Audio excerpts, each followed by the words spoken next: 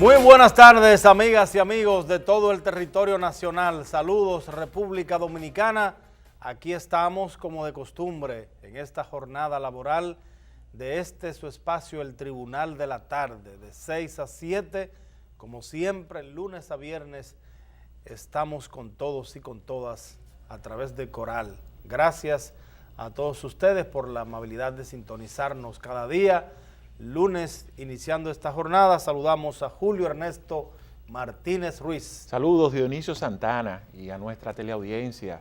Nos mantiene firme por más de 12 años consecutivos. El Tribunal de la Tarde, siempre transmitiendo desde Coral, canales 8 y 39, en vivo de lunes a viernes, y les prometemos pues, un contenido basado en muchas informaciones, comentarios y entrevistas. Precisamente hoy en nuestra audiencia tendremos la participación de la licenciada Olaya Dotel, quien es politóloga, y pues el momento será oportuno con ella para tratar temas de actualidad y relacionado con el futuro político de cara hacia el 2020. Dionisio, mientras tanto, informar que el Centro de Operaciones de Emergencia, hace unos minutos, ha prohibido el uso de playas de la zona del Atlántico debido a un oleaje anormal.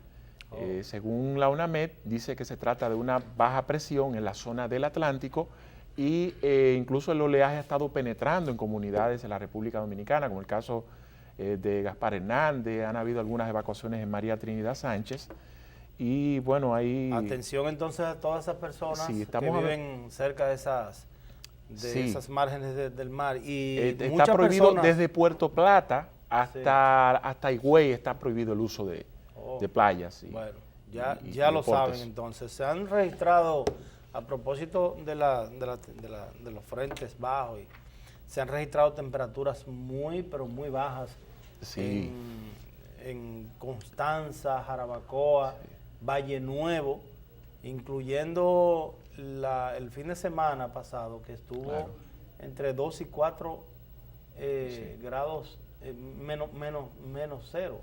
Imagínate, o sea, un frío tremendo. Este fin de semana viví la experiencia, estuve por esa zona de Jarabacoa, unidades como La Ciénega, Manabao, y bueno, esas temperaturas rondaron hasta los 12, 13 grados, es decir, que había que estar totalmente abrigado. Muy frío. Mira, aprovechar, señores, ayer yo estuve recorriendo algunas provincias del Cibao, y la carretera principal, una de las vías principales de este país, que es la autopista Duarte, que es la que une a todas las provincias del Cibao, las 14 provincias del Cibao. La zona más productiva de este país es el Cibao.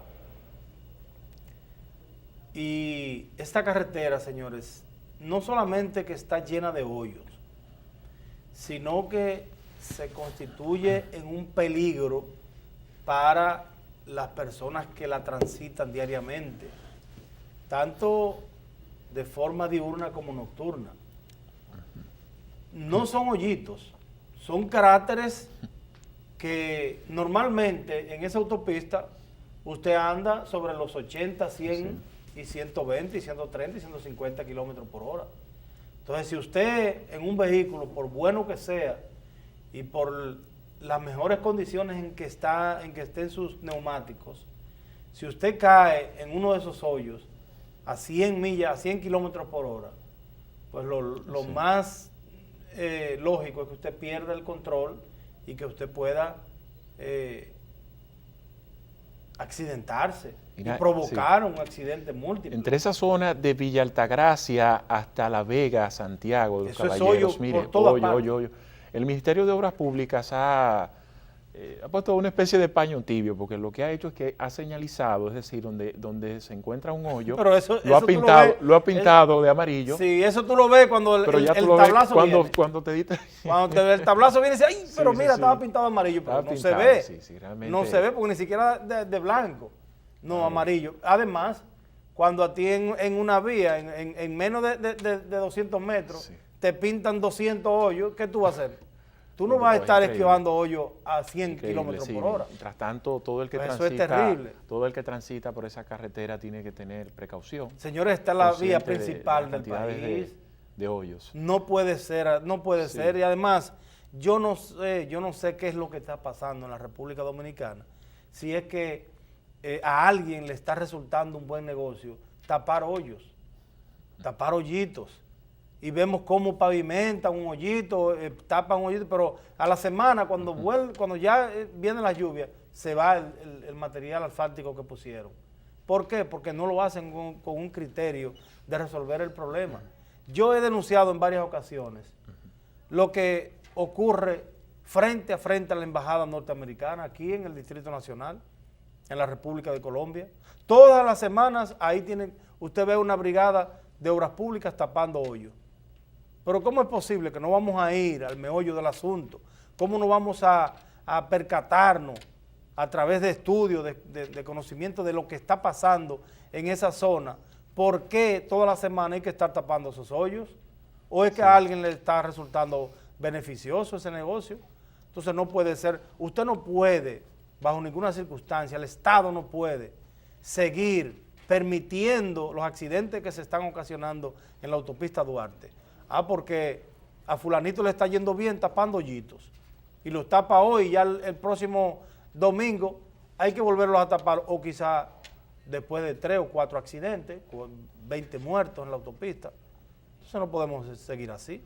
Sí mismo. Bueno, Dionisio, aprovechamos la oportunidad para felicitar al periódico El Día, que hoy arriba a sus 16 años, dando cobertura en toda la prensa nacional. Es así es, una felicitación especial a nuestro gran amigo y hermano Monegro. José Monegro, que es el director. José P. Monegro. Sí, todo un equipo que ha hecho posible que este diario se vaya reinventando y bueno, capte realmente muchos lectores nacionales e internacionales. Mira, Julio, esta mañana recibí esta información, este mensaje que enviaba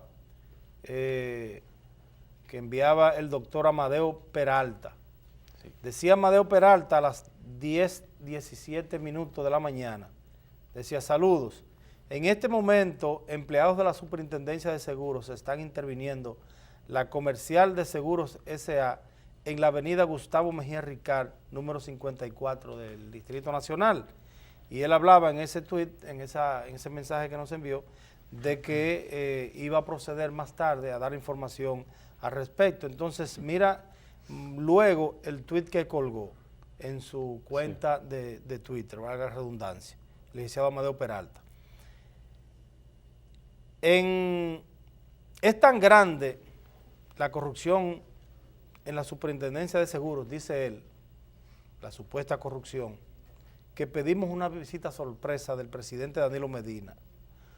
Una empresa, óigase bien que esto es muy grave, una empresa se negó a dejarse extorsionar con $500,000 y hoy la superintendencia la está interviniendo.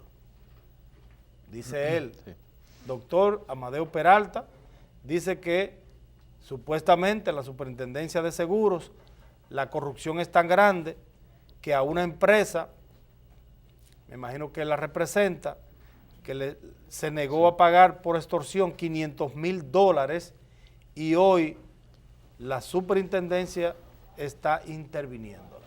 Bueno, hasta ahora la superintendencia, la versión que ha dado es que su intervención se debe a un tema de capitalización de esa compañía, es decir, que esa compañía no tenía capital. No tenía capital. O violaba las normas. Amadeo, o entonces dijo incluso que él tiene pruebas de la extorsión y que lo va a presentar, que eso es una empresa que tenía al día toda su documentación, es decir, que solo estar a la espera de... Ojalá tenerlo por acá.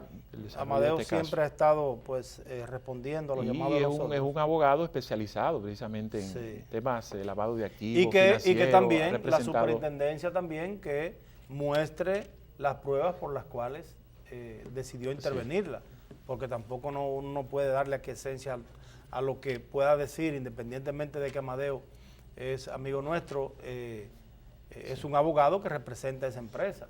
No podemos darle aquiescencia de que ciertamente pues la superintendencia lo quiso extorsionar o algo, sino que la superintendencia también pueda ofrecer las informaciones válidas para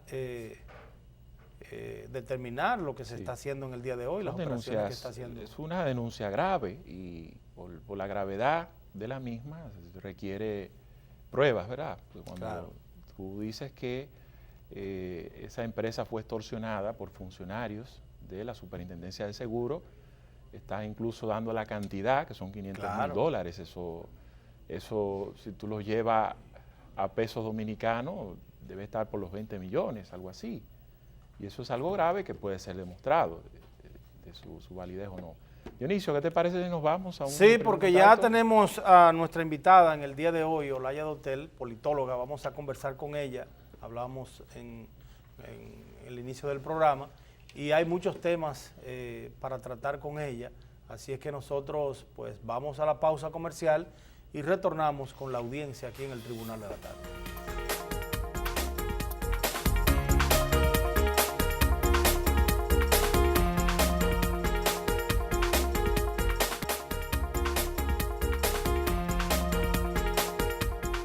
Bueno, señores, retornamos al Tribunal de la Tarde. Gracias, muchísimas gracias por la sintonía prestada. Aquí está con nosotros la licenciada Olaya Dotel, ella es politóloga y vamos a conversar con ella de todos los temas, de todo. De todo, ¿no? Buenas tardes, yo creo que yo no puedo hablar de todo. Es verdad. Termina hablando de disparate. No, Olaya, tú manejas muy bien los temas nacionales y bueno, hay que empezar, Julio. A propósito del discurso de rendición de cuentas, la pasada semana el presidente Medina, resaltó sus logros económicos. Un discurso que incluso hasta muchas parodias ha provocado.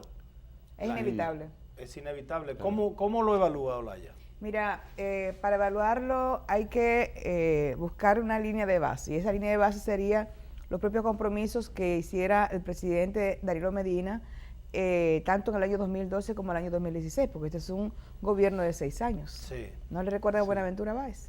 Así es. Bueno, entonces hay una serie de compromisos que se establecieron desde el año 2012, de los cuales habría tenido Danilo Medina que rendir algún tipo de cuenta. Uno de estos compromisos son los pactos, los 3 pactos con los que se comprometió. Hay un pacto que se concretizó en términos de rúbrica, que es el Pacto por Educación, que están pendientes los otros 2 pactos, que es el pacto fiscal y el pacto eléctrico, exacto. Entonces, el pacto fiscal es muy importante, porque el pacto fiscal no solamente tendría que darse en materia tributaria, también tendría que darse en materia de inversión, pero eso va a implicar que Danilo Medina hiciera modificaciones importantes en las prioridades que hasta ahora ha colocado en términos de inversión pública, por ejemplo, en el área de salud, que es uno de los sectores que está en peor situación en este momento, a pesar de la gran cantidad de recursos que están dirigidos a esa área, pero no hay lugar a dudas de que la República Dominicana hoy sufre una crisis sanitaria. Y una crisis sanitaria que se va a expresar en 2 de las poblaciones más vulnerables, que son los niños, los infantes y las mujeres. La tasa de mortalidad materna y la mortalidad infantil sigue siendo de las más altas de América Latina. Entonces, ahí habría que, tanto en ese sector como en otros sectores, se habla también de que el modelo económico colapsó, que habría que replantearse el modelo económico. Por tanto, la distribución, el tipo de apoyo que se le hace a los sectores económicos, tanto en términos de subsidios como también de exenciones fiscales, tendría que ser revisada a partir del establecimiento de nuevas prioridades. No hay ninguna señal que indique que en esa línea se vaya a producir algún tipo de modificación, e incluso en estos 6 años hubo un año dedicado a la vivienda, pero en estos 6 años nunca la inversión en materia de vivienda llegó al 1% del Producto Interno Bruto, ni siquiera el presupuesto. Ni siquiera el 1% llegó, a pesar de que tenemos un déficit habitacional sumamente grande y que el 70% de las viviendas de la República Dominicana son precarias. Sí. Y que el 50% de las viviendas, alrededor del 50%, no reciben agua dentro de las casas. Esa es la realidad del país. A veces a uno se le olvida, sobre todo los que viven en la capital o en los grandes centros urbanos, pero lo cierto es que eso es una logia comparado cómo vive el resto de la población en la República Dominicana. O sea, Entonces, es como un cliché la declaración de año por un presidente, porque declara el año del agua. No hay un plan sobre esa materia. Bueno, este es el año de la vivienda, este es el año de las exportaciones. Este es el año de las exportaciones, pero uno de los mecanismos en los que habría que invertir a través del cual habría que apoyarse son las embajadas y las oficinas en otros países. Y no solamente eso, Olaya, sino ir en apoyo a las regiones y las zonas de mayor producción de exportación. Por ejemplo, para poner un caso, uno de las regiones, de los puntos geográficos del país que más vegetales produce para exportación es San José de Ocoa. Y mira, sin embargo, tienen años reclamando la carretera principal, que es Ocoa Rancho Arriba, que es la zona donde mayor productividad hay. Y son solo 12 kilómetros. 12 son kilómetros. solo 12 kilómetros. Entonces, así usted no puede declarar un año de exportación sin ir a resolver los problemas. Claro, y está todo el tema también de los mercados, que hay que ampliar los mercados. Este es un país muy pequeño y ningún negocio posibilita la producción de riqueza como lo haría en otros mercados, qué sé yo, en propia América del Sur, donde tú tienes un país como Argentina, donde la República cabe en la provincia de Gran Buenos Aires, sí, y que tú tienes 10 millones de personas solamente en una provincia. Entonces, sí, yo creo que hay mucho por hacer y lo lamentable es que no hay indicio en ese sentido, pero además de los pactos, hay otros compromisos también que se hicieron desde el año 2012 y que se reafirmaron en el año 2016. Uno de ellos es el establecimiento de una red de atención primaria, es decir, que la puerta de entrada en materia de salud sea a través del primer nivel y no como está pasando en este momento, que es a través del tercer nivel. La gente está decidiendo que si le duele la cabeza va a un neurólogo en vez de ir a un médico de familia que tendría una intervención con todo un equipo en términos territoriales que impactaría en el gasto de bolsillo de las personas y reduciría también la inversión en materia de salud por parte del propio Estado. Entonces, hay una lista enorme de promesas que se hicieron y cuyo cumplimiento impactaría de manera directa en la calidad de vida de la gente. Sí, fue un discurso en el que el presidente exhibió como uno de sus principales logros el crecimiento económico y de algunos sectores, como el caso del turismo, la agropecuaria, etcétera. Pero fíjate que con el crecimiento económico, las actividades económicas que más han crecido en los últimos años son las que menos empleo producen, como es el caso de la minería. La minería te paga impuestos, pero claro, te da pocos empleos. Y el resto de las actividades económicas que te dan mayor cantidad de empleos son empleos precarios de bajos salarios, como es el propio turismo o las zonas francas tradicionales. En función de eso, Olaya, se ha de enumerar cuál ha sido de las principales fortalezas de la gestión de Danilo durante estos últimos 6 años, juntándolo, y las principales debilidades. Mire, yo creo que una fortaleza que ha tenido el gobierno ha sido, digamos, su acercamiento a un determinado, el establecimiento de un vínculo cercano con un sector concreto de la población que te diría que sería la población rural a través de la visita sorpresa. Eso genera cercanía y eso es una fortaleza en un político, en un líder político. Ahora, que esas visitas sorpresas estén posibilitando el crecimiento del sector agropecuario es otra cosa, porque lo que estamos enfrentando son políticas, acciones de carácter residual que no están conectadas con el resto de las políticas universales y por tanto no están generando la ampliación de las oportunidades y el crecimiento en el territorio. Está generándole un capital político al presidente de la República, pero sin que esto se exprese en un mayor capital en términos de recursos y en términos generales para el sector. Tú puedes tener, qué sé yo, una cooperativa que fue beneficiada y que de hecho se ha movilizado una cantidad importante de recursos. Pero tú tienes la denuncia, por ejemplo, de los productores de ajo de que están quebrados. Tú tienes productos que están desapareciendo. La producción de naranja prácticamente ha desaparecido en la República Dominicana. No, y la carestía de los principales productos de consumo. Tiene que ver con una política agropecuaria que no está vinculada los préstamos con las otras acciones en términos técnicos que tendría que estar generando el Ministerio de Agricultura. Pero si tú tienes la denuncia del soberano negocio que tienen Peralta y el Ministro de Agricultura, que tienen una empresa que le venden abono al propio Estado Dominicano. Sin embargo, esas cosas no deberían de pasar.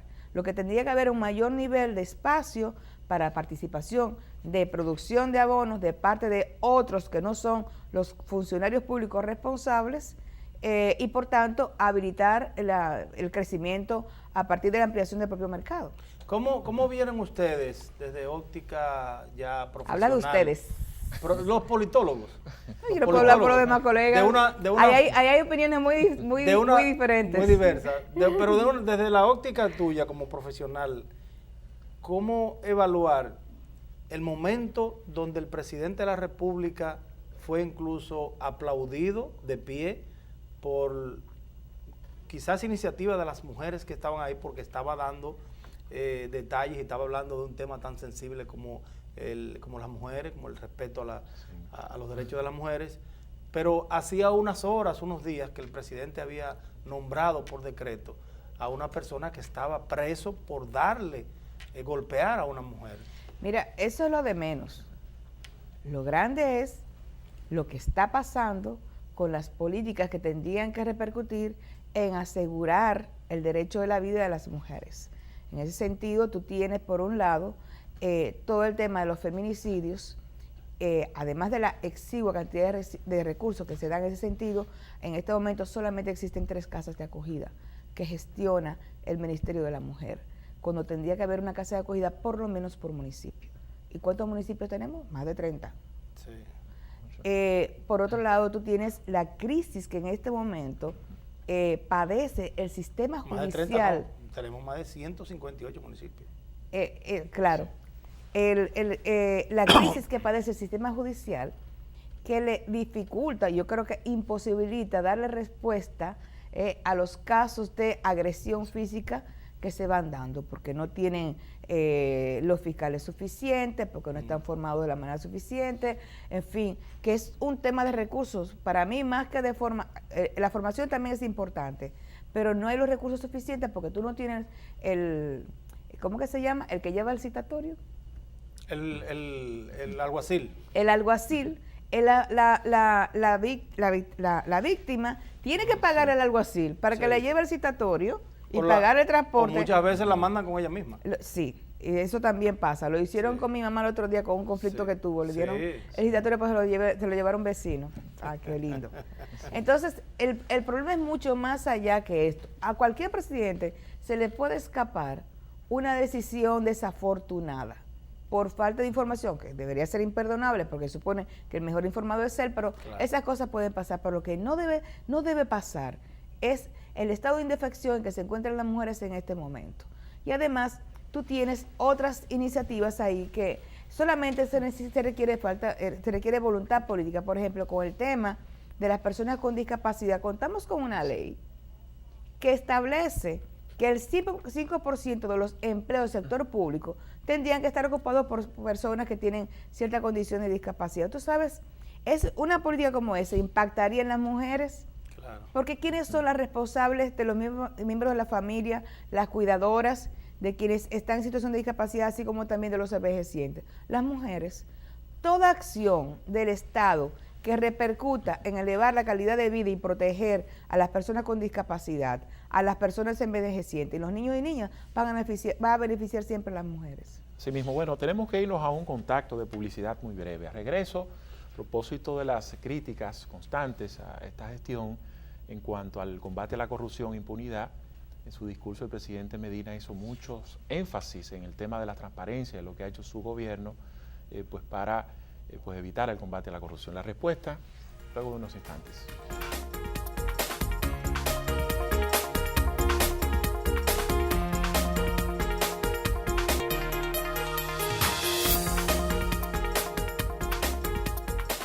Bueno, a pesar de que en el discurso no se tocó el tema combate a la corrupción e impunidad, el presidente hizo énfasis en el tema de la transparencia y su gestión de gobierno. Dice que en materia de recursos ha estado abriendo todas las instituciones para que la gente esté pues al tanto de todo lo que está ocurriendo con el uso de los recursos del Estado. Quisiéramos escuchar la opinión de Olaya Dotel y al mismo tiempo la enlazamos con el tema y las medidas anunciadas con respecto al tema migratorio. Mira, con el tema de la transparencia no es solamente para que veamos, digamos, oh, hay Sí. corrupción, podemos verla. Se supone que también tendría que generarse algún tipo de acción en ese sentido. Y la transparencia tiene que ver con facilitar información, y si un déficit ha tenido también estos últimos gobiernos, se va a expresar también con el tema de la declaración jurada de bienes. Todavía cuántos funcionarios públicos no han hecho su declaración jurada y no ha habido ningún tipo de consecuencias en ese sentido. También, por otro lado, tú tienes ahora mismo una denuncia y un reconocimiento por parte de la Junta Central Electoral de que los famosos equipos comprados por Roberto Rosario no van a poder ser utilizados. Bueno, hay transparencia en ese sentido, pero ¿y qué va a pasar con Roberto Rosario? ¿Y qué va a pasar con la empresa que vendió unos equipos defectuosos? Entonces tiene que servir para algo la transparencia. Y tienes el caso de Odebrecht, donde todavía no se sabe con qué pruebas cuenta el Ministerio Público en términos concretos para justificar sus sometimientos a la justicia. Y para no someter a la justicia a otros que se entiende y que fueron los que más aprobaron contratos de Odebrecht y que no han sido citados y no forman parte de ningún expediente. Entonces, me parece que la transparencia es bastante reducida a pesar de lo que dice el presidente y no está significando algún tipo de consecuencias o avance en materia de evitar la corrupción. Y estamos claros y sabemos por qué. El caso de Odebrecht traspasó las puertas del propio despacho del presidente de la República y se sentó en su propio escritorio o al lado del escritorio en la persona de Joao Santana. Por tanto, hoy el presidente es objeto de sospecha en materia de corrupción cuando su propio compañero de partido, el señor Temístocles Montaz, reconoce que Odebrecht entregó recursos y que él los recibió para la campaña de Danilo Medina. Así que, no sé, en materia de transparencia me parece que es bastante reducida y la transparencia que hay no está sirviendo para mayor tipo de protección de los recursos públicos. Sí mismo. Y la lectura política, a pesar de ser un discurso de rendición de cuentas de un año, algunos lo interpretaron como un discurso reeleccionista y que algunas expresiones indican de que el tema del 2020 podría ser una posibilidad. Mira, yo creo que también el hecho de que él evitara tocar ciertos temas indica que no quiere generar ningún tipo de tensión o conflicto. Por ejemplo, hubo dos temas que él pudo haber tocado y Sí. obtener algún tipo de respuesta de apoyo popular, como por ejemplo, pudo haberse referido y tomado una decisión con respecto a la inversión en la construcción de la mina en San Juan y tener un efecto parecido al de la Barrigol en su momento Barrigol. cuando sometió en la revisión al contrato. Claro, o al de Bahía de las Águilas. O lo de también, Bahía de las tanto Águilas, pero no lo hizo. Entonces, parece que no quiere entrar en conflicto con ciertos intereses. También pudo haberlo hecho, ya que había ya remitido una carta hace un tiempo dirigida al Congreso pidiendo apoyar y aprobar el aborto en las 3 causales, y tenemos ahí aplazado el Código Penal por tal sentido, también evitó referirse a ese tema. Entonces, el hecho de que evitara tocar temas que pueden generar algún tipo de fricción con élites económicas, religiosas, pudiera también interpretarse con esa voluntad de continuidad, de no querer alterar el orden y las alianzas y apoyos que hasta ahora ha contado este gobierno por parte de las élites económicas tradicionales de la República Dominicana. Porque estemos claros, los Vicini, los accionistas del Banco Popular han sido grandes beneficiarios de estas gestiones de los gobiernos PLDistas, tanto de Leonel Fernández como también de Danilo Medina. La situación interna en los partidos políticos del sistema de nuestro país, especialmente los principales partidos, el Partido de la Liberación Dominicana, con una fuerte coyuntura, donde el presidente de la República y uno de los líderes de ese partido, Danilo Medina, se pelea internamente o mide fuerzas con Leonel Fernández, que es otro de los líderes del PLD, ellos son los dos líderes principales, pero Leonel Fernández es presidente de la República, presidente actual del Partido de la Liberación Dominicana. Por otro lado, el PRM aparentemente no enfrentando las ejecutorias del gobierno y haciendo el papel de principal partido de oposición como quiere que lo haga la población, la mayoría de la gente, entretenido en un sistema interno de elección de sus principales dirigentes. El Partido Reformista también está en una situación interna que está pasando por el Tribunal Superior Electoral. Eso es eterno, el Partido Reformista. Bueno, es eterno prácticamente en todos los partidos. Lo que pasa es que el PLD nos tenía acostumbrado a lavar los trapos sucios en su casa, no lo sacaba al sol, pero ahora lo están sacando. ¿Y de qué forma? ¿Cómo podemos visualizar esta trayectoria de estos principales partidos? ¿Hacia dónde van? Mira, los partidos políticos son organismos vivos. Por tanto, los conflictos son parte también esencial de la vida de los partidos políticos. La construcción de los liderazgos y la producción de relevo no se da de manera mansa, o sea, de manera tranquila, sino que genera tensiones. Y por tanto, lo que pudiera generar elementos negativos y que afectaran al partido no es tanto el enfrentamiento o los conflictos que se den dentro de los liderazgos de los partidos, que es normal. Y sobre todo en la historia de los partidos políticos, el sistema político dominicano, las facciones han sido parte incluso del Partido de la Liberación Dominicana. Claro. Y la diferencia era que mientras Bosch estuvo en su tino y por tanto, tuvo control del partido, cada vez que alguna corriente salía, terminaba siendo expulsado del partido. Eso es la única diferencia, que no le dejaba desarrollarse. El Bosch nunca lo permitió. Ahora, lo que sí veo con preocupación y no con respecto, una preocupación, pues sí, que yo entiendo que pudiera generar una situación negativa para el partido, no es el conflicto entre Danilo y Leonel.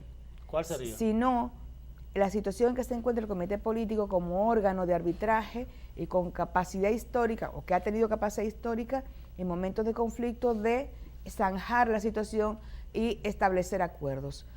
Hoy el comité político del PLD ya no es un árbitro. Hoy está en manos de una de las partes y eso debilita orgánicamente a la organización, porque impide que conflictos que históricamente han sido zanjados por el comité político, hoy no puede hacer más esa situación. Por eso hay ciertos temas que están siendo sacados del comité político. Fíjate que Leonel Fernández, para poder sostener e impulsar su propia candidatura, ha tenido que comenzar a tomar acciones fuera de el comité político e incluso fuera del partido. Acciones como la recolección de firmas, es un indicador de que está intentando buscar apoyo y demostrar músculo político para poder entonces negociar dentro del comité político. Y la postura también sobre las primarias.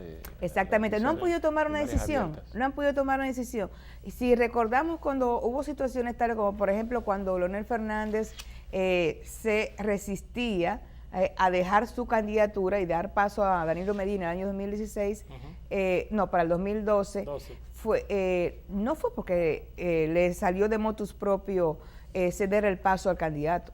Hubo una acción por parte del comité político. El comité político defendió e impuso la candidatura de Danilo Medina. Incluyendo esa reunión de mucha tensión en el este del país. Exactamente. Claro. Cuando se propuso a Margarita Cedeño como candidata a la vicepresidencia, todo el mundo de la República Dominicana sabe que Danilo Medina se opuso y se resistió.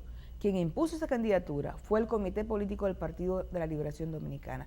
Pero ya hoy el comité político difícilmente le va a poder decir a Danilo Medina que no va a poder continuar y no va a poder modificar la Constitución para una próxima reelección. PRM, Partido Reformista. El Partido Revolucionario Moderno tiene que demostrar en este proceso si va a salir fortalecido de estas primarias. A mí me parece que una debilidad desde su inicio es que, como tú muy bien señalas, ha aplazado la acción pública, la acción política, por el fortalecimiento interno. Son cosas que no esperan. Y hay que fortalecer internamente, pero históricamente, y es algo que me parece el PRM ha perdido de vista es que lo que mayor fortaleza interna le da a un partido es la acción política pública. Eso es lo que genera adhesión, cohesión y que permite colocar la mirada en el opositor que está fuera del partido y no dentro del partido. Entonces, me parece que hay que hacer las labores que se están haciendo, tiene que haber convención, tiene que darse ese proceso que va a generar su dolor, va a generar su tensión, pero lo que tiene que demostrar que es capaz de hacerlo sin que esto derive en una crisis que lo fraccione. ¿Es correcto el pacto Luis Hipólito para apoyar a dos candidatos, en este caso a Carolina Mejía y a... Mira, los dirigentes políticos hacen acuerdos en pos de mantener su propia influencia en las organizaciones. Quien no debe recibir orientación por parte de Hipólito Mejía ni Luis Abinader es la comisión responsable del proceso electoral. Ellos podrán apoyar N candidatos, pero ellos no son la institucionalidad del partido, ninguno de los dos. Y por tanto, los miembros del partido tienen que expresarse. Y me parece que lo que está pasando es que a pesar de lo que ellos están diciendo y quienes están apoyando, bueno, hemos visto que han surgido N candidaturas. En el caso, por ejemplo, de Leonardo Faña, ha mantenido su candidatura a pesar de estar de la corriente de Hipólito Mejía y que Carolina Mejía es también candidata a la Secretaría General. Entonces, me parece que es importante que eso pase. Pero me parece también preocupante que se siga aplazando la acción política fuera de la organización y que limiten su acción política a ruedas de prensa, como si eso hiciera algún tipo de efecto o que pudiera generar algún tipo de influencia para el cambio de políticas de quien gobierna. Nos queda una última pausa comercial, será breve. Cuando retornemos ya en la parte final nos quedan unos minutitos para saber qué opina Olaya Dutel de la ley de partidos. Retornamos.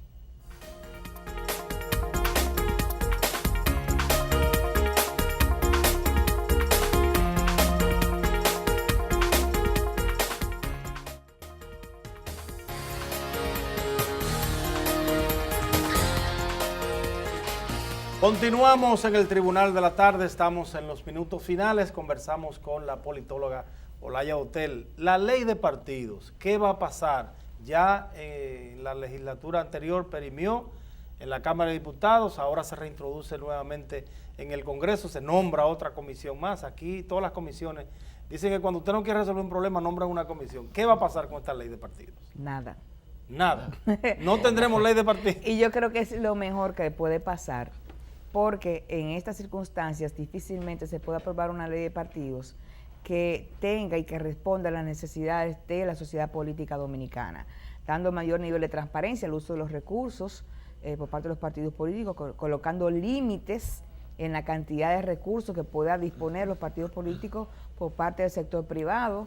Además, eso tendría que ir acompañado de una ley electoral, porque la ley de partidos, claro, sobre todo legisla sobre la vida de los partidos políticos, pero el contexto en el que actúan el régimen electoral, claro, es el régimen electoral. Entonces, me parece que en este contexto, dada la conformación del Congreso y la voluntad de quienes nos gobiernan, difícilmente, si en caso de aprobarse una ley de partidos, responda a las necesidades de la sociedad política dominicana. Sí, se entiende que el contrapeso hacia el gobierno es débil, me refiero al tema oposición. Así es. Y el año pasado, pues todos pudimos visualizar, presenciar el fenómeno de la Marcha Verde, incluso alimentado por estos escándalos de corrupción, Odebrecht, etcétera.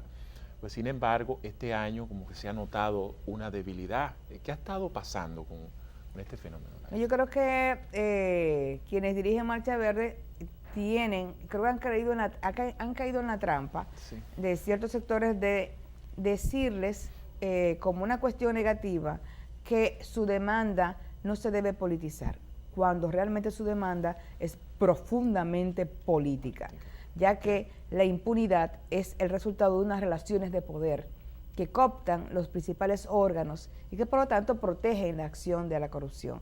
Entonces, cualquier acción que intente desmontar ese sistema de corrupción es política y pasa por romper las relaciones de poder que en este momento generan protección a la corrupción. ¿Qué ocurre en la República Dominicana? En los principales países donde casos de corrupción tan fuertes que han prácticamente copado los principales medios de circulación mundial, le ha caído cerca a los líderes nacionales, a los presidentes, han caído. Aquí en la República Dominicana, el caso de Brecht, cerca, muy cerca del despacho presidencial, el caso de las contrataciones y las sobrevaluaciones de las obras públicas, el caso de los sobornos. Sin embargo, a Danilo Medina aparentemente no se le pega nada de esto. Y no se le va a pegar mientras el sistema judicial esté controlado por el Poder Ejecutivo y por quien controla al propio Congreso, que es también el Poder Ejecutivo. Y eso pasa por la forma que está conformada hoy en este momento el Consejo Nacional de la Magistratura, donde se perdió el equilibrio con la inclusión del Procurador General de la República, lo que posibilitó aquí al Presidente de la República de elegir los jueces de las altas cortes. A eso hay que agregarle que el Presidente de la República es quien nombra al Procurador General de la República. Entonces, si el Presidente de la República, que es hoy objeto de sospecha por el mega escándalo de corrupción de Odebrecht, nombra al fiscal, al Procurador General de la República y nombró a los jueces, ¿quién lo va a juzgar? Bueno, ella hizo referencia a que Danilo en este discurso no quiso meterse en temas controversiales que puedan generarle división, pro y contra. O fricción con las élites, fundamentalmente. Exacto. Él se está cuidando, está cuidando sus relaciones con las élites del país. ¿Eso entonces podría significar de que el proyecto reeleccionista está en pie? Siempre ha estado en pie, desde el primer día. O sea, aquí hay una aspiración de continuidad. ¿Y con qué cuenta Danilo Medina para esa aspiración de continuidad en términos objetivos? Cuenta con el control, me parece a mí, es mi opinión, de la Junta Central Electoral, cuenta con el control... Pero ya Roberto Rosario no está ahí. Pero el que está también. ¿También? Sí, es según mi opinión personal. Ya. Cuenta, según mi opinión, con el Tribunal Superior Electoral, cuenta también y puede contar con los legisladores, donde son mayoría los PLDistas en el Congreso y por tanto hay mayor posibilidad de convocar asamblea y modificar la Constitución. Recuerden qué tan frágil y qué poco duró la lealtad de los legisladores con Leonel Fernández en la pasada vez. Sí. Entonces yo creo que, dada la experiencia, hay bastantes condiciones objetivas para que Danilo Medina, más allá de la reducción de su popularidad, de los cuestionamientos que existen en términos de la sociedad, pero las herramientas legales tienen la posibilidad de hacerse de ellas. A pesar de que figuras como Gustavo Montalvo o José Ramón Peralta han dicho reiteradamente que Danilo no está en reelección. Sí, y Danilo Medina tampoco hizo algún comentario en ese sentido. Hay que recordar que en el pasado proceso, antes de aprobarse la reelección y todo ese proceso de motivación de la reelección y la modificación de la Constitución, Danilo nunca dijo que iba a reelegirse. Y ellos tampoco dicen que no lo va a hacer, ellos dicen no está en eso. Exacto. Yo no estoy en eso hoy, pero mañana puedo estarlo. Puede cambiar. Gracias, muchísimas gracias a Olaya Hotel por venir a compartir con nosotros aquí en el Tribunal de la Tarde. A ustedes también las gracias por la amabilidad de sintonizarnos. Mañana de 6 a 7 aquí en Coral. Buenas noches.